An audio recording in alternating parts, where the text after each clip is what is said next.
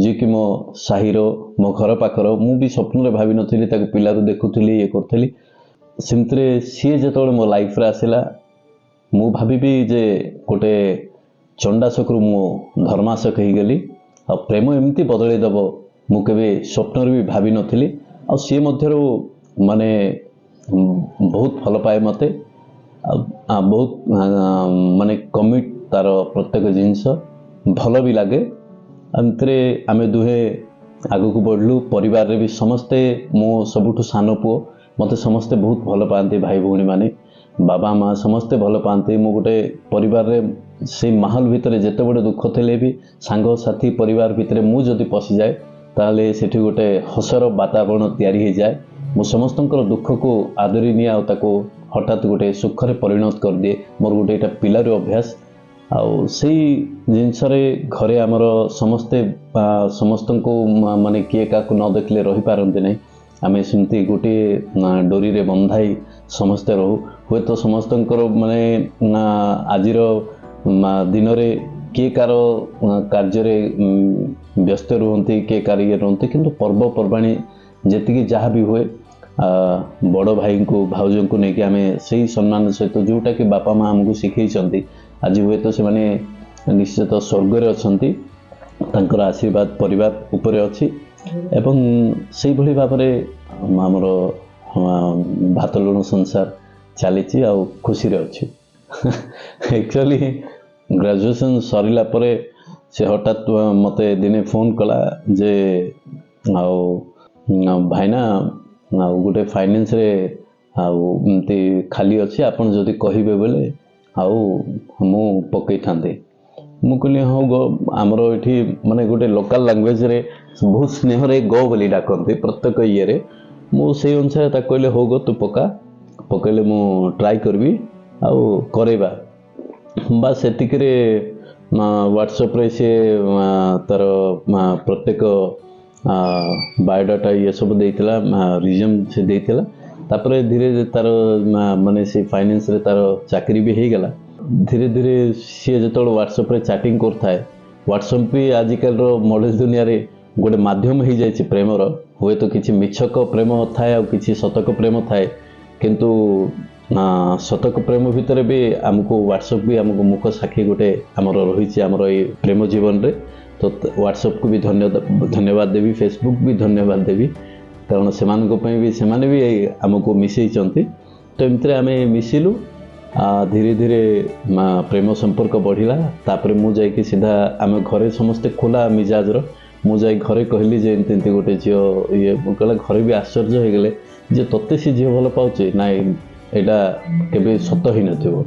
ମୁଁ କହିଲି ନାଇଁ ସତ। ମୁଁ ତାପରେ ଦିନେ ସିମିକୁ ଡାକିଲି, ସିଏ କହିଲା ଘରେ ଡାକୁଛନ୍ତି ଆସେ। କହିଲା ନାଇଁ ଘରେ ଜାଣିବେ ବୋଲି। ମୁଁ କହିଲି ତୁ ଦେଖ ତୋର ଇଚ୍ଛା, ଯଦି ହଁ ଯଦି କହୁଛୁ ବୋଲି ତୁ ଘରକୁ ଆସେ, ଘରକୁ ଆସିଲେ ଘରେ ଆସିକି କଥା ହେବା, ଭାଇନା ଭାଉଜ ସମସ୍ତେ ଅଛନ୍ତି। ଏମିତିରେ ବଡ଼ ଭାଉଜ ସେ ପସନ୍ଦ କଲେ, ସେ କଥା ହେଲେ ବହୁତ ବଢ଼ିଆ ଝିଅ କୁନି, ଆଉ ଯେମିତି ହେଲେ ବି ଏଇଠିକା ଇଏ କରିବା, ଆଉ ତାଙ୍କ ଘରେ ତୁମେ ଯେମିତି ହେଲେ କହିବ, ଆଉ କିଛି ରଙ୍ଗ ଷ୍ଟେପ୍ ନେବ ନାହିଁ। ତ ଯେଉଁଟା ଆଡ଼ଭାଇସ୍ ଘରେ ବଡ଼ ଭାଉଜ ନାନୀମାନେ ଦେଲେ, ଆମେ ସେମିତି ସେଇ ଟାଇପ୍ର ମୁଁ ଇଏ କଲି। ସେ ଯାଇକି ତାଙ୍କ ଘରେ କହିଲା। ଘରେ କହିଲା ପରେ ଟିକେ ତ ନିଶ୍ଚିତ ଭାବରେ ମାନେ ମୋର ରାଜନୈତିକ ବ୍ୟାକଗ୍ରାଉଣ୍ଡ ଭିତରେ କିଛି ବି ତାଙ୍କ ଘରେ କିଛି ବି ଆଘାତ ହେଇଥିବ, ତ କିଛି ଜିନିଷ ବି ଶୁଣିଥିବେ, ତ ସେମିତିରେ ସେମାନେ ଟିକେ ତାଗିଦ କରୁଥିଲେ। ତାପରେ ଧୀରେ ଧୀରେ ଆମେ ବାହା ହେଇଗଲୁ। ବାହା ହେଲା ପରେ ଯେତେବେଳେ ଭ୍ୟାଲେଣ୍ଟାଇନ୍ ଗିଫ୍ଟଟା ଆମକୁ ଆସିଲା ମୋ ଝିଅ, ତାପରେ ଧୀରେ ଧୀରେ ସେମାନେ ଝିଅକୁ ଆଦରି ନେଲେ। ଆଉ ଆଜି ବହୁତ ବଢ଼ିଆ ସବୁ ପରିବାର ସମସ୍ତେ ଆମ ଘର ତରଫରୁ ତାଙ୍କ ଘର ତରଫରୁ ବହୁତ ବଢ଼ିଆ ମିଳାମିଶା ହେଇକି ଅଛୁ। ଆଉ ସେମାନେ ବି ବହୁତ ଭଲ, ସିମିର ପରିବାର ସେମାନେ ବି ବହୁତ କୋଅପରେଟ୍ କରନ୍ତି। ଆଉ ମୋ ପରିବାର ସହିତ ବି ସେମାନେ ବହୁତ ବଢ଼ିଆ ଭାବରେ ମିଶିକି ରୁହନ୍ତି। ଯେତେବେଳେ ସିଏ ରାଗିଯାଏ, ଆମ ଦୁଇ ଜଣ ଭିତରେ ଗୋଟେ ଅଣ୍ଡରଷ୍ଟାଣ୍ଡିଂ ଥିଲା ଯେ ଆମେ ଆରମ୍ଭରୁ କଥା ହେଇଥିଲୁ ଯେ ସିଏ ସବୁବେଳେ କହେ ଯେ ନାଇଁ ମୋତେ ସମସ୍ତେ କୁହନ୍ତି ତୁମେ ବେଶୀ ରାଗି ବୋଲି। ତ ମୁଁ ସେତେବେଳେ କହିଥିଲି ନାଇଁ, ମୁଁ ଯେତେବେଳେ ବି ମୁଁ ରାଗିଯାଏ ତୁ କେବେ ଜବାବ ଦେବୁନି, ଆଉ ଯେତେବେଳେ ତୁ ରାଗିଯିବୁ ମୁଁ ଜବାବ ଦେବିନି। ଏଇ ଜିନିଷଟା ଆମର ବହୁତ ବଢ଼ିଆ ବାଲାନ୍ସଲି ଚାଲିଲା। ଆଉ ଠିକ୍ ସେଇଭଳି ଭାବରେ ସିଏ ଯେତେବେଳେ ରାଗିଯାଏ, ମୁଁ ନ ଶୁଣିଲା ପରେ କିଛି ସମୟ ରହିଯାଏ, ଆଉ ମୁଁ ଯେତେବେଳେ ରାଗିଯାଏ ସିଏ ବି ନ ଶୁଣିଲା ପରେ ରହିଯାଏ। ତ ସେଇଠି ଏଇ ରାଗ ରୁଷଟା ମାନେ ଆମକୁ ଆଉ କାଉଣ୍ଟ ହେଇନି କେବେ। ତ ତ ଏମିତିରେ ବହୁତ ବଢ଼ିଆ ଆମେ ଚାଲିଛୁ। ଆଉ ଦୁଃଖ ସୁଖ ଏ ଦୁଇଟା ତ ମଧ୍ୟବିତ୍ତ ପରିବାରର ଏଇଟା ଦୁଇଟା ହେଉଛନ୍ତି ଟ୍ୱିନ୍ସ ବ୍ରଦର। ତ ଟ୍ୱିନ୍ସ ବ୍ରଦର ଭିତରେ ଦୁଃଖଟା ହେଉଛି ଆମର ଜନ୍ମରୁ ମୃତ୍ୟୁ ପର୍ଯ୍ୟନ୍ତ ସେ ଗୋଟେ ବହୁତ ବଡ଼ ସାଙ୍ଗ ମଧ୍ୟବିତ୍ତ ପରିବାରର। ତ ଦୁଃଖ ଭିତରେ ଆମେ ବହୁତ କିଛି ସୁଖକୁ ମାନେ ଡାଇଭର୍ଟ କରିବା ପାଇଁ ଆମେ ବହୁତ ସଂଘର୍ଷ କରୁ। ସେଥି ଭିତରେ ସିମିର ହାତ ବହୁତ ଅଛି ଯେ ମାନେ ଯେତେବେଳେ କିଛି ଦୁଃଖ ଆସେ ତ ତାକୁ ବହୁତ ସୁନ୍ଦର ଭାବରେ ସେ ଆଦରି ନିଏ ଯେମିତି ପଖାଳ ଭାତକୁ ଆଜିକାଲି ମାନେ ଛୁଙ୍କ ଦେଇକରି ଗୋଟେ ମଡ଼େଲ ଇଏରେ ତାକୁ ତିଆରି କରିଦେଉଛନ୍ତି ଭଲ ପ୍ଲେଟ୍ରେ ମାନେ ଦେଇକି। ତ ସେଇଭଳି ଭାବରେ ଦୁଃଖକୁ ମଧ୍ୟରୁ ସେ କିଛିଟା ଛୁଙ୍କ ଦେଇକି ସେ ବହୁତ ସୁନ୍ଦର ଭାବରେ ଘର ସଂସାର ଚଲାଏ। ତାର ସେଇ କ୍ୱାଲିଟିଟା ମୋତେ ବହୁତ ଭଲ ଲାଗେ। ଈର୍ଷାପରାୟଣ ମଣିଷ ସେମାନେ କେବେ ବନ୍ଧୁ ନୁହନ୍ତି। ସେମାନେ ସବୁବେଳେ ସେମାନଙ୍କର ଗୋଟେ ସ୍ପେସିଫିକ୍ ଜାଗା ଥାଏ, ସେମାନେ କାହାର ବି ବନ୍ଧୁ ହେଇପାରନ୍ତି ନାହିଁ। ତ ବନ୍ଧୁ ଶବ୍ଦଟା ହୁଏତ ସେମାନଙ୍କ ପାଇଁ ମାନେ ରଙ୍ଗ ହେଇପାରେ। ସେମିତି କିଛି ଲୋକ ଅଛନ୍ତି ସମାଜରେ ଯେଉଁଟାକି ମୋ ପକ୍ଷରୁ ବି କିଛି ଲୋକ ଥିଲେ, ତା ପକ୍ଷରୁ କିଛି ତାର କିଛି ଇଏ ଥିଲେ। ତ ହେଇଛି ମଝିରେ, କିନ୍ତୁ ସେଇ ଜିନିଷକୁ ଆମେ ସବୁବେଳେ ଇଗ୍ନୋର କରିକି ଚାଲିଛୁ। ସିଏ ଆସିକି କହିବ ହେଇଟି ଗো ଏମିତି କହୁଥିଲା, ସେ ସେମିତି କହୁଥିଲା, ସେ ଇଏ କରୁଥିଲା, ତାର ଶୁଣା ଟିକେ ବେଶୀ ପ୍ରିୟ। ତ ସେଇ ଜାଗାରେ ସେ ମାନେ ଗୋଟେ ହସ କଥା କୁଆଡ଼େ ଗୋଟେ ଯାଇକି ପଳେଇ ଆସିଲା ପରେ କହିବ ହେଇଟି ଗো ତାଙ୍କର ଏମିତି ଗୋଟେ ସୁନା କିଣିଲେ, ଇଏ କିଣିଲେ, ଆମର କା କିଛି ନାହିଁ, ଇଏ ନାହିଁ। ମୁଁ ଜାଣିଦେବା ଅଛି ମୋତେ ଆମର ଭାଷାରେ ଇଏ ମୋତେ ଟୋପି ପକାଉଛି। ତ ଏଇ ଟୋପି ପକାଇବାଟାରେ ମୁଁ ଜାଣିଦେବାର ଯେ ନାଇଁ ଆଉ ସିମିକୁ କାନର ଗୋଟେ କି ନାକର ଗୋଟେ କି ମୁଦି ଗୋଟେ କ'ଣ ଗୋଟେ ଦରକାର ଅଛି ୟାକୁ। ତ ଏମିତିରେ ମୁଁ ହସି ଦେଇକିରି ମୁଁ ତାକୁ ଆହୁରି ଉଲ୍ଟେଇ ତାକୁ କହିଲି ନାହିଁ କାହିଁକି ସୁନା କିଣିବାର ନାହିଁ, ଇଏ କିଣିବାର ନାହିଁ, ଆମେ କେତେ କଷ୍ଟରେ ବଞ୍ଚୁଛୁ ଏମିତି ସେମିତି ବୋଲି। ସେ ଆହୁରି ରାଗିଯିବ। ରାଗିଗଲେ ତାପରେ ତାର କିଛି ଦିନ ପରେ ହୁଏତ ତେଲ ଲୁଣ ସଂସାର ଭିତରେ କିନ୍ତୁ ଗୋଟେ ଆଣିକି ଦେଇଦେଲେ ସେ ହୁଏତ କିଛି ଗୋଟେ ବଡ଼ ଜିନିଷ ମାଗିଥାଇପାରେ, କିନ୍ତୁ ତାକୁ ଗୋଟେ ଛୋଟ ଜିନିଷ ଦେଇଦେଲେ ସେ ଖୁସି ହେଇଯାଏ। କିନ୍ତୁ ତାକୁ ସ୍ନେହର ଦେବାର ଅଛି। ତାର ଗୋଟିଏ ତାର ଭଲ ଗୁଣ ଯେ ସେ ସବୁବେଳେ ମାନେ ସମସ୍ତଙ୍କୁ ଗୋଟିଏ ମାନେ ଡୋରିରେ ବାନ୍ଧିବାକୁ ତାର ବହୁତ ଇଏ। ଆଉ ସବୁବେଳେ ସେ ଚେଷ୍ଟା କରେ ଯେ ତାକୁ କେତେ ବି ଗାଳି କରନ୍ତି, କେତେ କୁହନ୍ତି କି ମୋ ବିଷୟରେ ତାକୁ କିଏ କହିଦିଏ ଉନି ଏମିତି କରୁଛି, ସେମିତି କରୁଛି, ଇଏ କରୁଛି, ସିଏ କରୁଛି। ତ ସେଇ ଜିନିଷଟାକୁ ସେ କିଛି ସମୟ ପାଇଁ ଶୁଣିକି ତାଙ୍କୁ ଜବାବ ଦିଏ ନାହିଁ। ଜବାବ ନ ଦେଇକି ଖାଲି ମୋତେ ଆସି କୁହେ ଏମିତି ହେଲା, ତୁମେ କାହିଁକି ସେଠି ସେ କାମ କରୁଛ, ସେ ଇଏ କରୁଛ। କାହା ସହିତ ସେ ଝଗଡ଼ା କରେନି। ଘରେ କିନ୍ତୁ ମୋ ସହିତ ସେ ଦୁର୍ଗା କାଳୀ ସବୁ ରୂପ ସେ ଦେଖାଏ। ବାହାରେ କିନ୍ତୁ ସେ ପୁରାପୁରି ସରସ୍ୱତୀ। ଆଉ ସେଇ ଜିନିଷଟା ତାର ଭଲ ଗୁଣ। ଆଉ ମୁଁ ମଧ୍ୟରୁ ତାର ଦୁର୍ଗା କାଳୀ ରୂପ ଯେତେବେଳେ ଦେଖିଦିଏ, ମୁଁ ଶିବ ଭଳି ଆରାମରେ ଶୋଇପଡ଼େ। ସେ ଚକୁଡ଼ିକି କୋଦେ ମୁଁ ଆଉ ଜାଣିପାରେନି। ବାସ୍ ସେଇଭଳି ଭାବରେ ଆମେ ବଢ଼ିଆ ଚଲେଇଛୁ ଲାଇଫକୁ। ଆକ୍ଚୁଆଲି ଡେ ଯାକ ହୁଏତ କିଛି ଜଣଙ୍କ ପାଇଁ ମାନେ ବହୁତ ମାଇନେ ରଖେ, ଯେଉଁମାନେ କି ହାର୍ଟଲି ଲଭ୍ କରନ୍ତି। ଆଉ କିଛି ଲୋକ ଅଛନ୍ତି ଯେଉଁମାନେ କି ଫେସବୁକ୍ ହ୍ୱାଟ୍ସଆପ୍ରେ ଡେକୁ ଦେଖାଇବା ପାଇଁ ପାଳନ କରନ୍ତି। ମୁଁ ସେମାନଙ୍କୁ ଖାସ କରିକି ଅନୁରୋଧ କରିବି ଦୟାପୂର୍ବକ ଲଭ୍କୁ ଚର୍ଚ୍ଚା କି ଆଡ଼ଭର୍ଟାଇଜ୍ କରନ୍ତୁ ନାହିଁ। ଲଭ୍ ଗୋଟେ ବହୁତ ପବିତ୍ର ଜିନିଷ। ତାକୁ ଆପଣମାନେ ଯେତେ ଆଦରିବେ, ଯେତିକି ପାଖକୁ ଆଣିବେ, ସେ ଆପଣଙ୍କୁ ସେତିକି ସକ୍ସେସ୍ ଦେବ। ଯେମିତି ଆଜି ମୁଁ ସିମିକୁ ପାଇଛି, ଯେହେତୁ ମୁଁ ଗୋଟେ ଜିନିଷ ଯେ ମୁଁ କେବେ ଭାବିନଥିଲି ଯେ ମୁଁ ଗୋଟେ ପରିବର୍ତ୍ତନ ହେବି। କାହିଁକି ମୁଁ ଯଦି ଲାଇଟଲି ଲଭ୍ କରିଥାନ୍ତି ତାହେଲେ ମୁଁ କେବେ ପରିବର୍ତ୍ତନ ହେଇନଥାନ୍ତି। ମୁଁ ହାର୍ଟଲି ଲଭ୍ କରିଥିଲି। ତ ସିଏ ଯେତେବେଳେ ମୋ ଲାଇଫରେ ଆସିଲା, ନିଶ୍ଚିତ ଭାବରେ ମୋର ବହୁତ କିଛି ପରିବର୍ତ୍ତନ ହେଲା। ମୁଁ ଆଜିକାଲିର ୟଙ୍ଗଷ୍ଟାର ମାନଙ୍କୁ କହିବାକୁ ଚାହେଁ, ମୋର ବନ୍ଧୁମାନଙ୍କୁ, ମୋର ଭାଇମାନଙ୍କୁ, ଯେ ଲଭ୍କୁ ଆଡ଼ଭର୍ଟାଇଜ୍ ନୁହଁ, ଲଭ୍କୁ ବଞ୍ଚିବାର ଶିଖ, ଲଭ୍ ସହିତ ବଞ୍ଚିବାର ଶିଖ। ଆଉ ମାନେ ଏତିକି ବି ଘରେ ବୋଥ୍ ସାଇଡ୍ ଯେମିତି କମ୍ପ୍ରମାଇଜ୍ ହେଇପାରିବ ସେଇ ଜିନିଷକୁ ପ୍ରାୟ ଟ୍ରାଏ କର। ଆଉ ଯଦି କମ୍ପ୍ରମାଇଜ୍ ହେଇପାରୁନି ଚେଷ୍ଟା କର।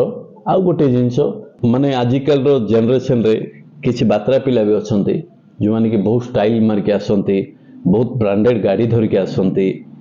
ଆଉ ସେମାନେ ମାନେ गोटे भल झील को से फाशरे माने पकेवा पे बोली बहुत चेष्टा करती मु सेई झील मान को अनुरोध करी दयापूर्वक लव गोटे बहुत पवित्र जिनस ताको एमती सबू निरीखिकी सबू जानिकी कहीं एटा गोटे तुमर लाइफ तुमर भविष्य तैयारी करिवो तो ये जिनस को बहुत भावी चिंतिक आमको आग को स्टेप नाबा को पड़ो ये जिनस मु समस्त को निश्चित भाव में कहबी निश्चित भाव में तार फेवरेट गीत मो प्रिया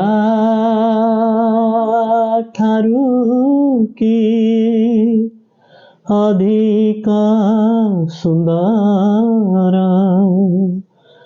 मो प्रिया ठारू की अधिक गुणर एणिकी मो नई छिया मन मानी थिले कहे मुएका तुमर मुएका तुमर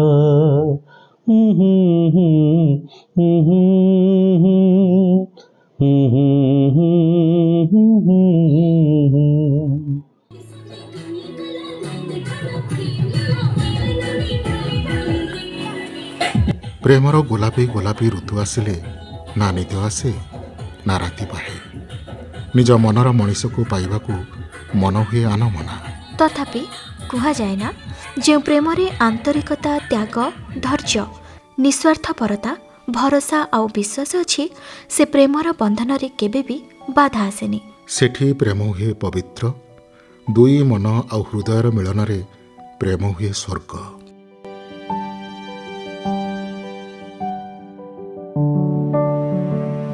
नमस्कार आज्ञा मुझे अंकिता पंडा मु श्रीराम फाइनान्स रे असिस्टेंट एग्जीक्यूटिव अच्छी प्लस हाउसवाइफ घर संसार तो आज्ञा आरंभ है मोर 2017 रु ता पूर्वे मु देखा ही 2016 मसीह रे आम तो गोटे साही रे रहूलु देखी बहुत पूर्वे किंतु भाभी नथिली कि केबे मु तांकर धर्मपत्नी हेबी बोली हठात देखिले तांकु डर भी लगुला ये लगुला हठात भगवान केमती सेड़ा ये जाननी भगवान लिखी बोधे मत मु केमती आसिली लाइफ रे सेड़ा भी मत जना नहीं हठात गोटे दिन एमती तांको मेसेज कली तांके मते कॉल कले तापर सेमती हे धीरे धीरे बढ़ी बढ़ी गला तापर हठात घर समस्त राजी भी दरकार पड़ला सेमती ये मो घर लोक टिके अपोज कले तापर तांको घर लोक नानी भाईना ये माने सब टिके सपोर्ट कले घर टिके डिस्टर्बेंस रहिला पर धीरे धीरे सब ठीक हे गेला हाँ आसुतिला तो मत बहुत लोग बाहर कहूतिले बट मते से विश्वास थिला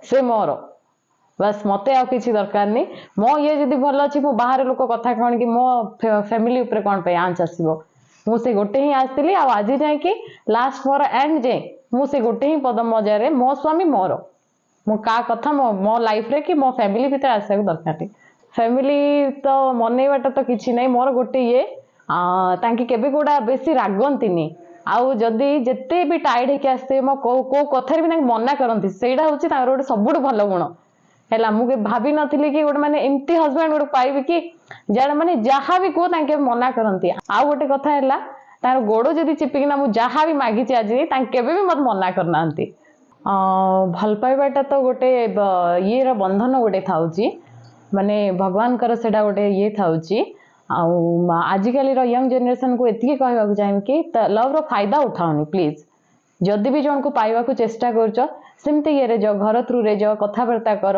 है मनैबा पे चेष्टा कर केमती लव टा सक्सेस हो मात्र रंग फायदा किसी भी नौन रंग स्टेप भी किसी नौन मु भगवान को बहुत विश्वास करे मु खाली मो माँ को डाकिली जहाँ भी तुम्हें जदि वांस मत देखा कर जहाँ भी हो तुम्हें ही मत सल्व करना देखेब आ से भगवान कर ये लगे क्या मुझे आज पाही जहाँ भी मंदिर नड़िया मारी मो मन भीतर ही जहाँ डाके बाहरला परे तो धीरे धीरे कौन लाइफ अब तो स्टार्ट है धीरे धीरे कौन आगू को बढ़िया केमती करवा फैमिली भी से सपोर्ट रहा बड़ भाईना नानी मैंने से सपोर्ट रहा मुझे अधिक विश्वास करी फैमिली उपरे जहाँ भी टिके कथा ना ना कि मत बड़ भाईना बहुत विश्वास थिला जदि भी आगे कौन भूल काम कले मोर से अधिकार थी भाईना कही पारे आंके आसिक गाली करेंगे बोली समस्त को जो निजर करनी सान ठू बुढ़ा ठू माने सान रु बड़ बुढ़ा बुढ़ी समस्ते धनी गरीब समस्त को जो आपणे नियंतु सेटा मते बेसी ये हेतिला मु गोटे कथा तागिद करे जो माने सांग माने आसिकी बे टाइम रे जो डाकिबे घर बाहर को फैमिली को टाइम दियो फैमिली परे सब किछि मु से गोटे कथा रे तागिद करे आ को कथा रे तागिद करेनी मु ना सेमती तो किछि हेनी हमर जो बहुत जल्दी बाहागर हो गेला बाहागर पर छुआ भी हो गेला सेमती है कि फैमिली पूरा चलची मत मु सब कहबी आज ये डे से डे कहले आ सेटा लवर मन को आम तो सबुदिन सब डे है आउ कि रोज डे रे का रोज देले होछि मो पे सबुदिन वैलेंटाइन डे मो पे सबुदिन रोज डे कहबे बहुत खुशी आ भगवान को पाखे मु सेतकी माने धन्यवाद धन्यवाद धन्यवाद भगवान को पाखे सेतकी आ मो बापा माँ मो बड़ भाई ना नानी समस्त पे बहुत बहुत थैंकफुल तुम्हें ही स्वर्ग मोर तुम्हें देवता मोर तुम्हें ही शंखा तुम्हें ही सिंदूर तुमरी पाई जाऊ गो बीती हे जीवन मोहर तुम्हें ही स्वर्ग मोर तुम्हें देवता मोर तुम्हें ही शंखा तुम्हें ही सिंदूर हाँ मैनेज माने तांके जदि रागी जिबे मु किछि भी कहबिनी साइलेंट हे जिबी आउ तांकर राग होची 5 मिनिट रे भी जति मु जे किचन रो आसिला भितर नेक्स्ट तांक रागी थिबे रागी नथबे नॉर्मली कथा होतबे सेतबे हमर राग रुसा केबे माडगोळ केबे होएनी तांकर गोड़ चिपी देले सब किछि तांकर सॉल्व सेटा ही दुख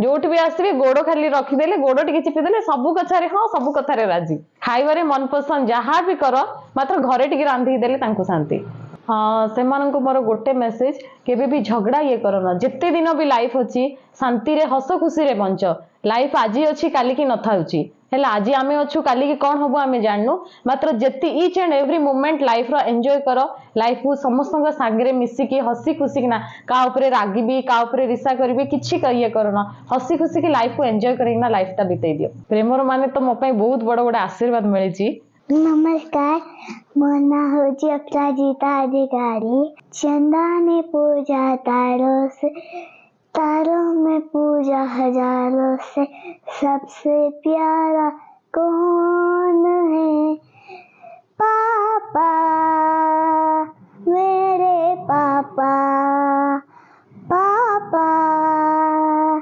मेरे पापा